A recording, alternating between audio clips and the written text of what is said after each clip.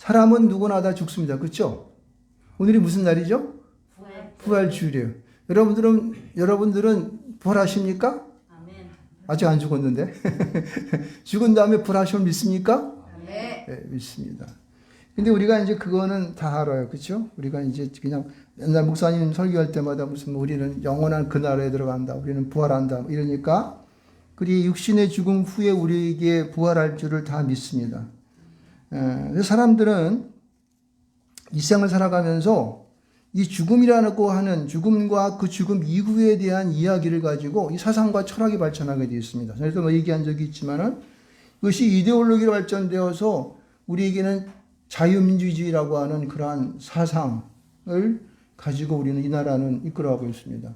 또 하나는 공산사회주의라고 하는 그러한 이제 큰 물결이 온 세상을 뒤덮고 있죠. 그래서 이 자유민주주의 가운데에 이제 우리 그 믿는 종교 가운데서는 특별히 기독교가 이제 상당히 우리에게 영향을 주고 기독교가 가지고 있는 여러 가지 교리라든가 이것을 통해서 우리의 삶의 이후의 모든 것들을 우리가 깊이 알고 그것에 순종하고 그것을 믿고 살아가는지 믿습니다. 근데 공산사회주의라고 하는 것은 무신론 사상이죠. 아무것도 믿지 않는 거예요. 뭐 이 세상에서 태어났다가 그냥 개나 돼지나 소나처럼 그냥 살다가 죽으면 끝나는 거지만 이런 무신론 세상이죠. 그래서 이 자유민주주의라고 하는 것은 각 개인이 가지고 있는 여러 가지 특성들을 존중하면서 살아가는 그런 건데 이 공산사회주의라고 하는 것은 이 공동체적인 사람을 중심으로 하죠. 그렇게 해서 사람들을 이제 개인의 어떤 그 존중보다는 공동체 안에서 사람들의 모든 것들을 결정하고 이렇게 하게 됩니다. 근데 그런 여러 가지 특성이 있어요. 그래서 제가 공산사회주의가 나쁘다 그런 것보다는 공산사회주의는 무신론이라는 거죠. 그래서 저는 그게 제일 싫어요. 왜 무신론이야? 우리는 인간은 태어났지만은 죽음 이후에도 우리 인간은 영원히 부활의 하나님의 역사를 이룬 줄 믿습니다. 아멘. 이것 때문에 저는 이제 공산사회주의를 좋아하지 않습니다. 자, 그래서 오늘은 우리가 이 육신의 죽음을 통한 이러한 통찰이, 이러한 이야기들이 오늘 우리가 고린도서 15장을 통하여서 우리에게 어떠한 이제 믿음을 갖고 믿음 가운데에 이 부활의 믿음을 가져야 할지를 한번 생각해 보는 거예요. 왜냐하면은 대부분의 많은 성도들은 그래 부활을 믿지, 그럼 부활하지 이렇게 생각하는데 구체적으로 그 부활이라고 하는 것이 내가 어떠한 부활의 내용을 그 질적인 것을 내가 믿고 있는지 이런 확신 같은 것이 있어야 돼요. 사람이 믿음을 갖고 살아가지만은 내가 기독교를 가지고 살아가지만은 그 믿음이 어떠한 건지 부활 안 되는데 부활이 어떠한 것인지에 대한 확실한 것도 우리가 인지하지 못하고 알고 내가 마음에 그렇게 그것에 통하여 순종하는 그런 삶이 되지 못한다면은 내가 가지고 있는 이 종교가 그리고 내 믿음이 어찌 보면 값없이 돼버린다고. 얼마나 귀한 것인가를 알아야 돼요. 그래서 오늘은 우리가 이 고린도전서에 나오는 사도 바울의 이야기는 정말 참 좋은 것이 너무 많아요. 12장서부터 각가지 은사에 대한 거, 13장의 사랑이라는 거, 14장에서는 방언과 우리 예언에 대한 얘기가 나오잖아요. 그래서 15장에서는 이 부활에 대해서 우리에게 분명히 심어주는 것을 알 수 있습니다. 여러분, 그래서 이 부활이라고 하는 것은 우리가 정말 예수를 믿는 그 절대적인 그리고 아주 굉장히 최고의 우리의 믿음의 가치예요. 있습니까? 네, 이것을 꽉 붙잡고 사시기를 축원드리겠습니다. 아멘. 근데 이 고린도 교회가 여러분 아가야 지방에 있는 그런데 그리스도의 민마땅점 아가야 지방에 있는 그러한 교회인데 뭐 상당히 그 무역이 흥행하고 그다음에 각종의 사람들이 또 물질적으로 풍성하니까 이런 사상가나 철학자들이 목몰로 들고 있었어요. 그래서 당시에 헬레니즘을 이루는 굉장히 중요한 그런 많은 그런 사상과 철학이 발전했던 것이에요. 그래서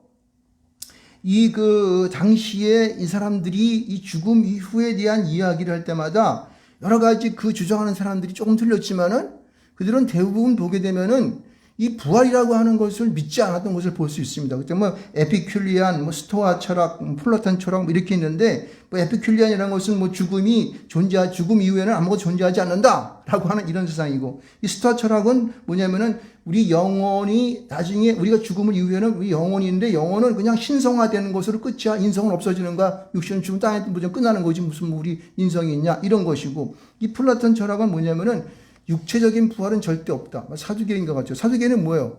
부활도 없고 영도 없고, 그렇죠? 아무것도 없다는 거예요, 이 사람들은. 그러니까 그 당시 헬라에 대한 철학들을 믿는 사람들은 이 부활에 대한 존재에 대해서 그렇게 썩 달가하지 않았던 거예요. 이러한 것이 바로 또 고린도 교회에 들어와서 사람들의 마음을 붙잡고 있었던 거예요. 이 강력한 문제인 것이죠. 왜? 우리 사실 예수를 왜 믿습니까? 그 믿음의 핵심은 우리 죽음 이후에 저 하늘나라 가는 거 아니에요? 하늘나라 갈 때 우리는 어떠한 상황으로 가는 건지를 알아야 된단 말이에요. 우리가 어떠한 상황으로, 어떠한 상태로, 어떠한 형태로 우리가 있는지를 우리는 알아야 되는 거예요. 근데 그걸 믿지 못한다면 뭐예요? 우리가 믿음을 안 갖는 거나 마찬가지인 거예요. 믿음이 없는 거나 마찬가지라고요. 그래서 이 사도 바울은 이 고린도 교회에 대한 이 부활의 신앙에 대해서 막 저절로 이렇게 믿음을 갖지 못하고 이것을 왔다리 갔다리 하면서 이제 온전치 못한 부활의 신앙을 갖고 있는 것을 보고 알고 그들에 대해서 이제 고린도 15장 가운데에서 부활에 대한 분명한 뜻을 그리고 부활에 대한 진리를 고린도 교회에 오늘 15장을 통해서 말씀하는 것을 믿습니다. 그래서 오늘 여러분들은 고린도서 전체 15장을 통해서 어떻게 바울은 부활을 우리에게 말씀하고 있는지를 여러분 깊이 하시기를 주로 축원드리겠습니다. 예, 그렇습니다. 여러분 예수의 부활을 믿습니까? 아멘. 믿습니다. 그럼 믿는다면은 그럼 어떤 부활을 믿습니까? 예. 우리의 육신적인 특별히 부활에 대해서는 여러분은 우리 육신이 어떻게 내 몸 이대로 내가 지금 현재 정대호라는 사람이 있는데 여기 보면은 전에 사람이 어떤 내 인지적인 능력을 갖고 이렇게 하고 뭐 활동하면 사람들 악수하고 뭐 만나고 친교하고 또 맛있는 걸 먹고 뭐 이러한 현대적인 지금 현재의 내 육체의 모습과 만약에 내 부활에 죽은 다음에 부활했으면 내 부활의 육체는 어떠한 상태일까? 라는 걸 생각해 보셨습니까? 여러분 오늘은 그런 걸 한번 생각해 보기를 주님의 이름으로 축원드리겠습니다. 이게 있습니다. 보세요. 이 부활에 대해서 예전에 대제사장과 바리새인들이 경비병이나 이런 사람들이 예수님이 죽으신 이후에 이런 생각을 했어요. 야, 저놈들이 만약에 예수가 평상시에 자기가 부활한다고 그러고 살아난다고 그런 말을 했는데 죽은 다음에 저 무덤에 있는 예수를 훔쳐다가 예수님 부활했다 그러면 안 되니까 군병들 데리고 가가지고 좀 보초 좀 쓰자 이렇게 한 거예요. 그래서 빌라도가 그걸 허락해가지고 예수의 무덤을 건비병들이 군인이 가서 보초를 썼습니다. 그렇죠? 이것은 뭐냐면은 당시의 사회에서도 이 부활의 문제에 대한 예수 그리스도 예루살렘 자체 내에서도 이제 많은 사람들 가운데에 의견이 분분했다는 것을 알 수가 있습니다. 더군다나 죽은 다음에 육신이 부활한다는 이 사실에 대하여서 그들이 경계하였고 그것을 유대인들이 사두개인과 같은 자들이 있어서 부활이 없다고 하는 자들이 있었기 때문에 그것을 굉장히 저지했던 것을 알 수가 있습니다. 당시에 이 헬라의 철학들이 고린도 교회에 이제 들어옴으로 인해 가지고 그들에게는 아까도 얘기했지만 공산주의 사회주의에서 지적하는 것처럼 이 무신론적인 유물론에 근거해 가지고 죽음의 삶의 이후에는 전혀 우리 육신은 아무것도 없다라고 하는 그런 사상이 팽배했고 또 하나는 뭐냐면은 헬라의 이원론이라는 것이 있었는데 영혼은 불멸하나 몸은 썩어져 없어지는 것이므로 그리스도를 통해 영혼이 구원받아 영혼이 지속되는 것이지 죽은 자의 부활이 있을 수 없다라고 하는 이런 이원론인 사상이 있었습니다. 또 이런 것도 있었어요. 부활은 있지만은 그거는 영적 사건이지 육체적 사건일 수 없다. 아까 어떤 거하고 똑같아요. 우리 헬라파에 있었던 헬라의 그러한 스토아 철학이나 플라톤 철학과 같은 그런 자들이었던 거죠. 그러니까 그들이 영향을 많이 받은 거예요. 그리고 이런 것도 있어요. 지금 이런 말을 하고 있는 실현된 종말론이라고 하는 것이 있는데 뭐냐면은 우리가 성령을 받아가지고 이미 받았기 때문에 우리 그리스도의 통치를 참여했기 때문에 이제 후에는 영적 구원을 통해서 그냥 구원받으면 되는 거지 부활은 필요 없어 라고 하는 사람도 지금도 있습니다. 그것이 실현된 종말론이라고 그래가지고 그런 것이 있습니다.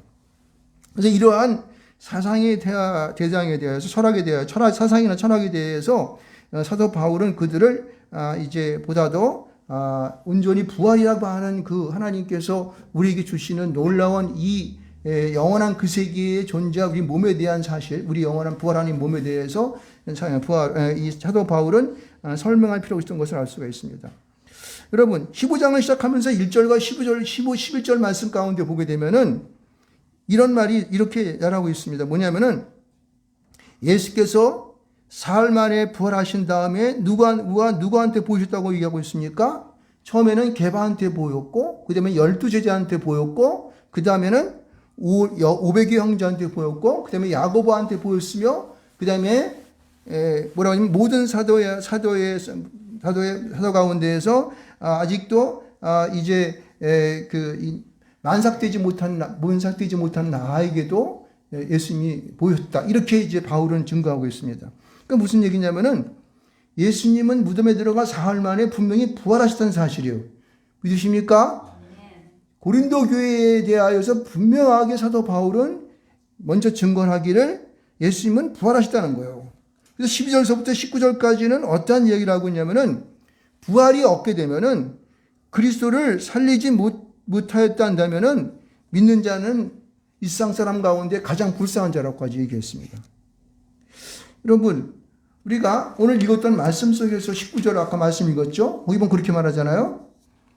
우리가 바라는 것이 다만 일상의 삶뿐이면은 모든 사람 가운데 우리가 더 불쌍한 자다. 이 말을 하는 거예요. 여러분, 만약에 우리가 부활이 없다 한다면, 부활이 없다고 한다는 것은 이게 지금 우리 예수 그리스도가 살아나지 않았다는 것과 마찬가지예요. 그렇죠?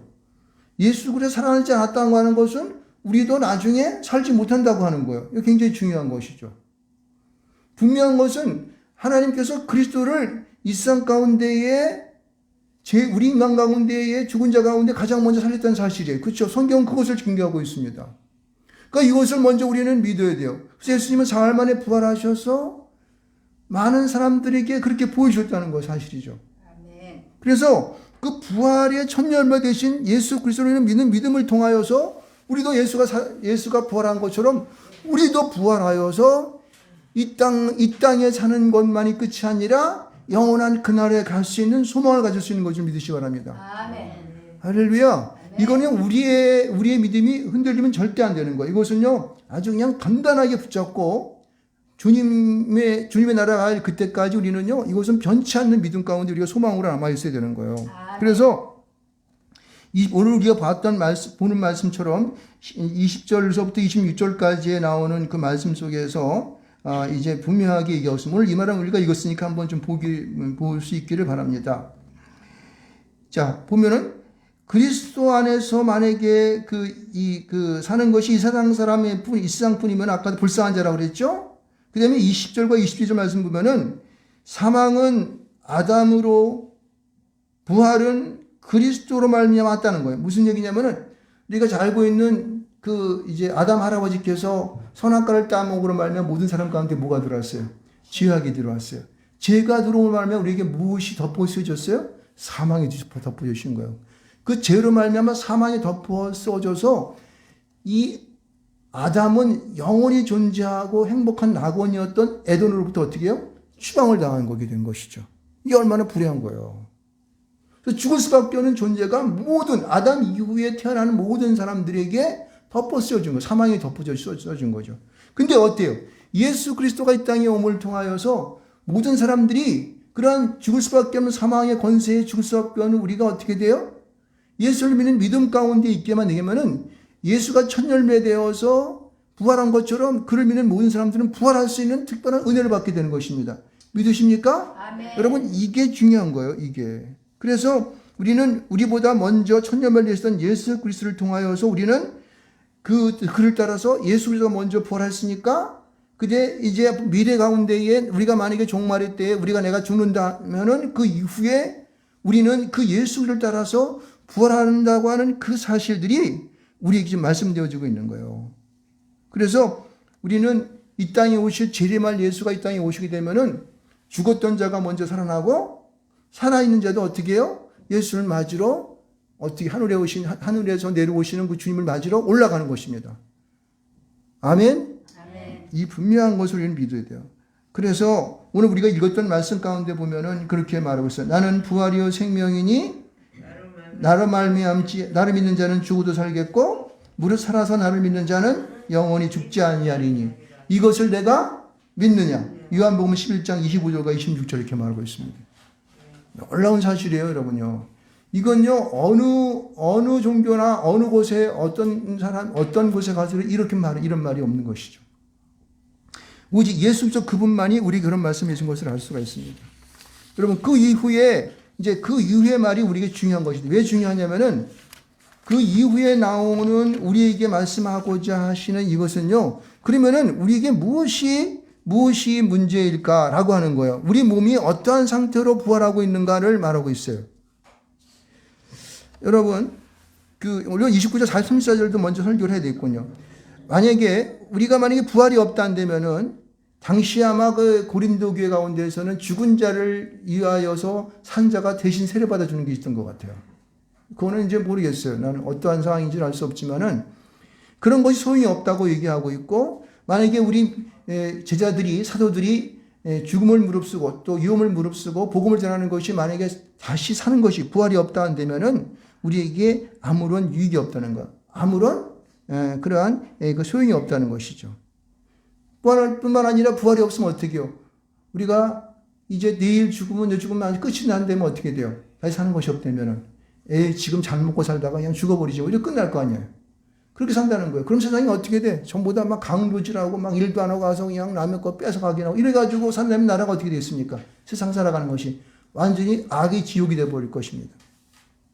그래서 우리는 우리의 삶을 보다 더 정돈하고 죄를 짓지 말고 의의 가운데 살아간다고 하는 것을 오늘 본문 29절 34절까지의 말씀 부분을 알 수 있습니다. 자, 그러면은 이제 죽은 자들이 어떻게 살아나며 어떻게 부활하는지에 대한 것을 우리 생각해 보겠습니다.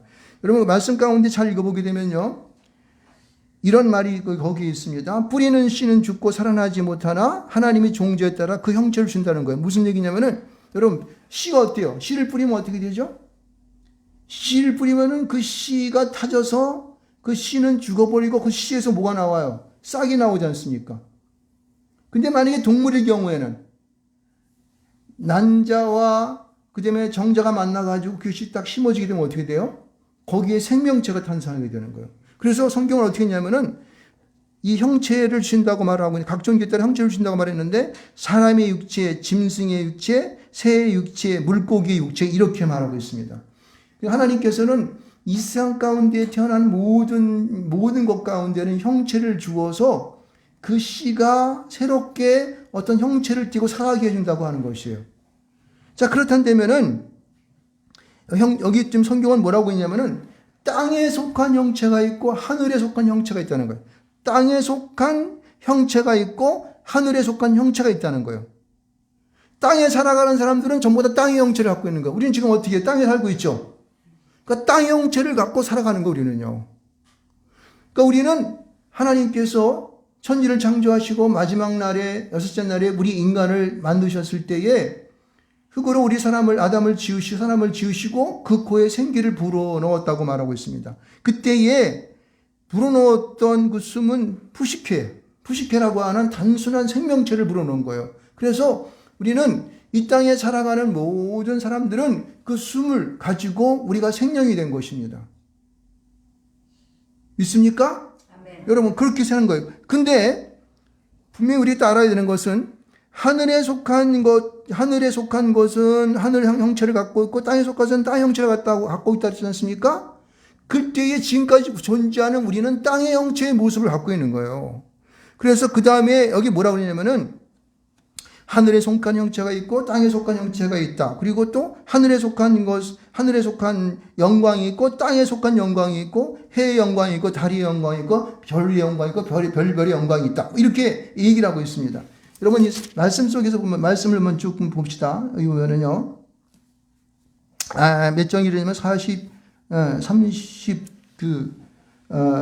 지금 40절 말씀 가운데 보면 그렇게 말하잖아요. 하늘에 속한 형체는 있고 땅에 속한 형체도 있으나 하늘에 속한 것은 영광이 따로 있고 땅에 속한 영광이 따로 있다. 해의 영광, 달의 영광, 그 다음에 별의 영광, 다른데 별과 별의 영광이 다 있다는 거예요.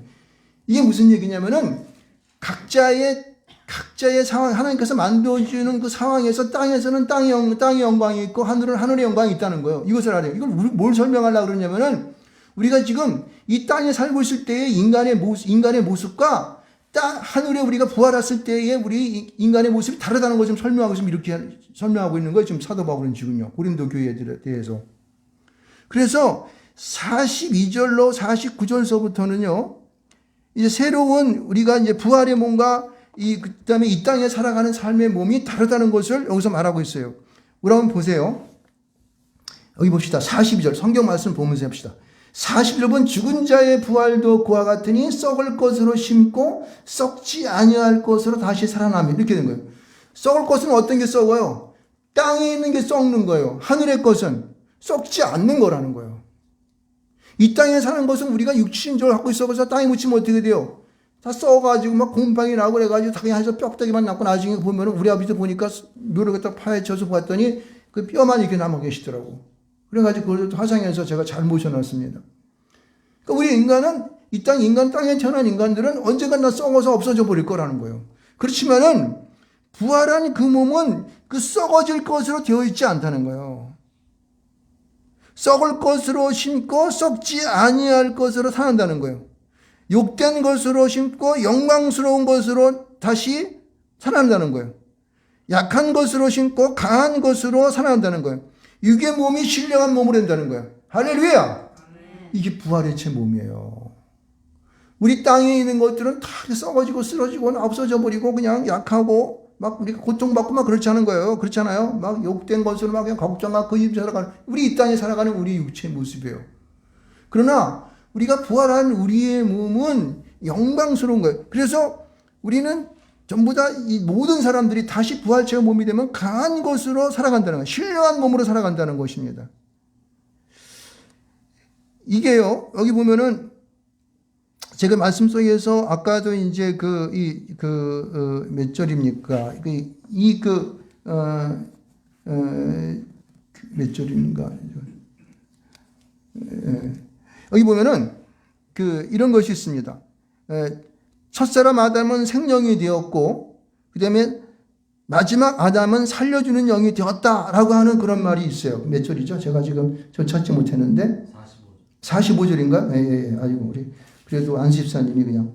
여기서 지금 첫사람 아담은 생명이 되었다라고 하는 것은 아까도 푸스케 조산이라는 그러한 이제 헬라어를 쓰고 있는데 이것은 뭐냐면은 단순하게 숨만 쉬어서 단순한 그러한 삶이 되는 거예요.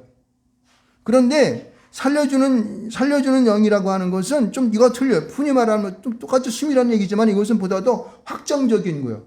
그리고 푸뉴마 여기 보게 되면은 조스포이엔이라고 해서 조스포이에오라고 썼는데 생명을 살려준다, 낳는다 이런 뜻이에요. 그러니까 앞에 것보다 이것은 또 생동적이고 확장되어지는 거예요.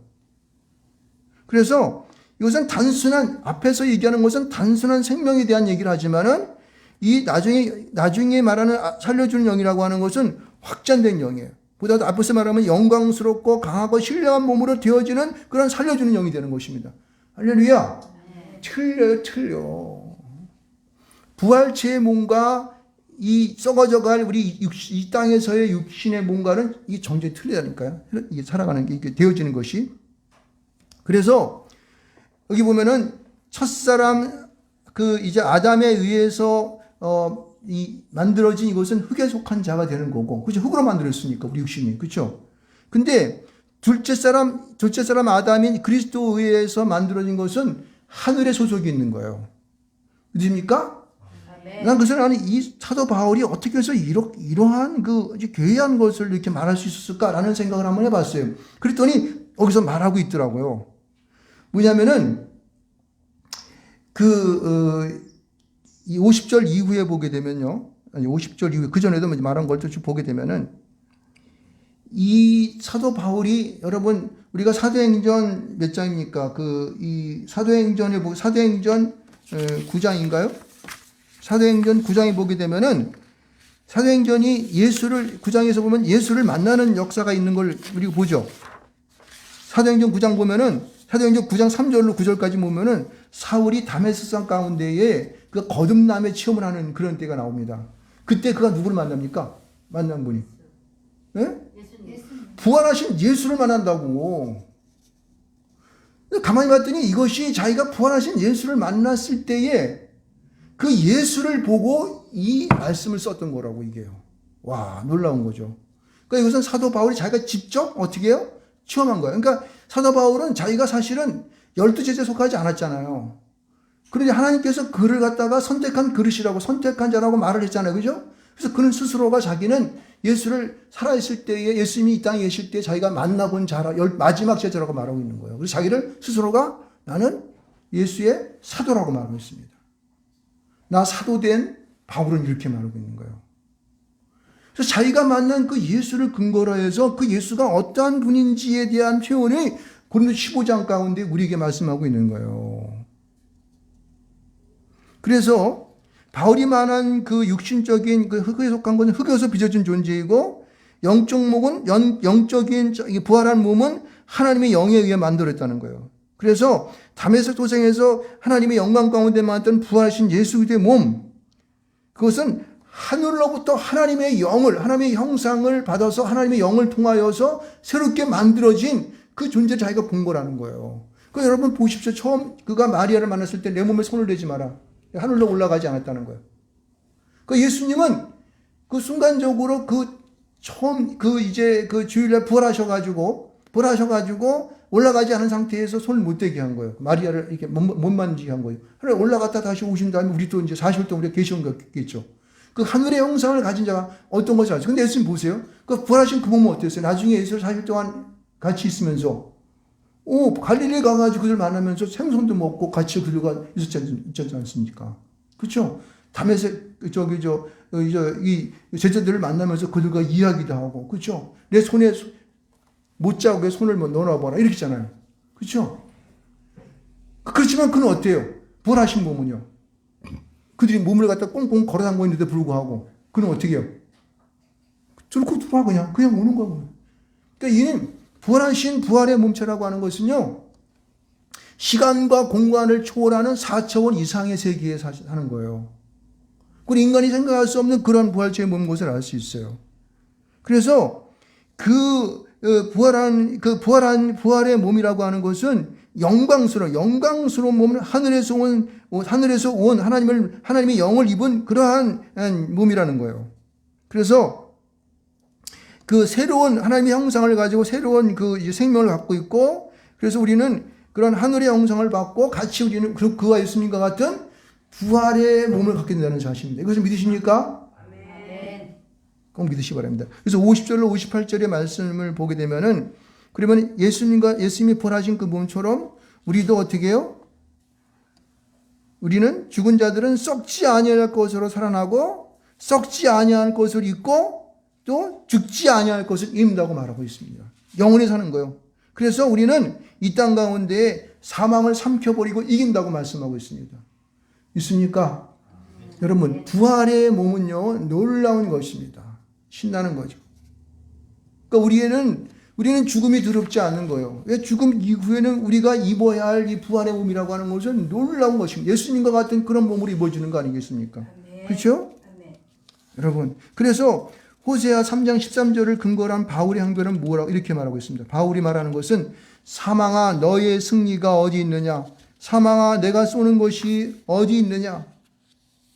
그러니까 사망이 쏘는 것은 죄예요. 죄지만은, 그러나 그 죄를 갖다가 다스리는 그 죄 위에 우리가 군림할 수 있다는 거예요. 그 죄를 우리가 이겨낼 수 있다는 사실이에요. 그렇죠?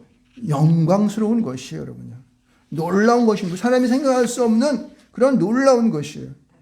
그래서 우리는 이 땅에 살아가면서 그 로마서 2장 12절 말씀 가보면 이렇게 말합니다. 무릇 율법 없이 범죄한 자는 또한 율법 없이 망하고 무릇 율법이 있고 범죄한 자는 율법으로 말미암아 심판을 받을 것이라. 세상에 살아가는 모든 사람들은 율법으로 이한한 그러한 죄 가운데에서 죽을 수 있겠지만은, 그러나 우리가 예수 그리스도로 말미암아 승리를 주는 것 하나님으로 인하여서 우리는요, 죄와 율법과 죽음을 예수 그리스도를 통하여 어떻게 돼요? 다 해방되는 거예요. 자유롭게 되는 거예요. 그래서 자유란 말이 그렇게 좋은 거예요, 여러분요. 일상 가운데에 정말 갇혀서 죽을 수밖에 없는 우리의 육신적을 가진 우리들을 갖다가 그것부터 완전히 자유하게 해방을 시켜주는 것이죠. 누가? 예수 그리스도가. 그를 믿는 모든 자들은 나중에 우리가 갈 그 영원한 부활의 몸을 갖고 갈 그곳에서 우리는 영원히 그 부활의 소망을 갖고 갈 줄 믿습니다. 그럼 우리는 어떻게 살아가야 되느냐? 58절에 말하고 있습니다. 너희들은 부활의 소망을 갖고 살아가라는 것이. 아멘? 여러분 부활의 소망을 갖고 사시기 바랍니다. 앞으로 내가 그러한 부활체의 몸으로 살아갈 내 몸이 얼마나 그렇게 영화롭고 정말 이 세상 가운데서 절대 할 수 없는, 바라볼 수 없는 그런 몸으로 사시 내가 태어난다면 얼마나 좋겠습니까? 그렇죠? 그래서 이 세상의 육신적인 몸과 이 부활한 몸이라고 하는 것은 이거는 생각할 수 없는 거예요. 그래서 이거 내가 다시 부활한다 그러는데 어떻게 부활하지? 근데 뭐 육신도 부활한다 그러는데 육신 이거 다 썩어졌는데 어떻게 부어버려? 걱정할 필요 없다는 거예요. 예수님처럼 그렇게 부활의 하늘의 영광을 받아가지고 부활되는 거예요. 육신적이 가지고 있는 이 뼈다귀 있는 거, 살이 있는 거 이거 걱정해가지고 맨날 그렇게 부활할 거 걱정하지 말라는 거예요. 이제부터는 여러분 어깨를 딱 펴고 이제 부활절이 지났으니까 여러분도 이제 부활의 소망을 가지고 그래서 하시기 바랍니다. 그리고 여기 보면 또 하나 전하고 있는 말하고 있는 말이 있는데 말씀하고 있는 것이 있는데 주일에 힘쓰는 자가 되라고 58절 보면 주일에 힘쓰는 자가. 주일이 뭘까요? 죽고자 하는 영혼을 구하는 거예요. 예수 그리스도를 아는 것이 일이라고 얘기하고 있어요. 주일이라고 하는 것은. 하나님을 아는 게 하나님의 일이라고 그랬어요. 여러분 우리는 주일에 힘쓰는 자가 되시기 바랍니다. 그것은 우리가 복음을 전하는 일입니다. 많은 사람들에게 주변 사람들에게 하나님의 살아계심을 전하여서 그들도 우리와 같이 똑같이 예수를 믿고 구원받는 자가 되도록 그렇게 전하는 줄 믿으시기 바랍니다. 그러길 바라기 바랍니다. 그래서 오늘 여기 우리 이제 읽은 말씀 가운데서도 누가복음 24장 39절에 있는 말씀을 보면은 이제 의심하는 그들에게 내 손과 발을 보고 나인 줄 알라. 또 나를 만져보라. 영은 살과 뼈가 없을 때 너희 보는 바와 같이 나는 있느니라. 이건 누가 말씀하신 거예요? 예수 그리스도가 말씀하신 거예요. 예수 그리스도가 말씀하신 거예요. 예수 그리스도가 우리에게 지금 현재 육신의 모습을 갖고 있는 우리에게 나타나셔서 우리에게 그 하나님의 영을 받아가 이 땅에 오셔서 말씀하시고 있는 것이에요. 나와 같이 너도 이렇게 만져보면은 여기 못 박힌 자국이 있고 옆구리 참 조금 박힌 거 있고 가시 멀리가 있어서 머리에 이렇게 행적이 다 있어. 육신의 모습을 갖고 있지라는 거예요. 그렇지만은 나는 하늘에 있는 영, 하나님의 영으로 인하여 다시 태어난 부활체라는 거 하는 거예요. 너도 그와 같이 산다는 거예요. 그러므로 이 땅에서 소망을 갖고 힘차게 살라는 거예요. 죽을까봐 두려워가지고 죽으면 어떡하지? 아이고 이제 내가 나이가 벌써 70이 가까워졌는데 좀 있으면 이제 내가 죽어. 어떻게 두려워서 달달달 떨면 하지 말라는 거예요. 사는 날까지 열심히 용감하게 사십시오. 죽음 이후에는 우리는 영원한 그 부활체의 몸을 갖고 살아갈 그날을 소망하시기 바랍니다. 그래서 내가 있는 그곳 가운데에서 열심히 살아가는 거예요. 내 주어진 일들, 하나님 나라를 위해서. 그렇죠? 내게 좋은 일 살아가시기 바랍니다. 그렇게 해서 여러분이 부활절 날이 여러분에게 보다 더 기쁜 날이 되기를 주님의 이름으로 축원하겠습니다.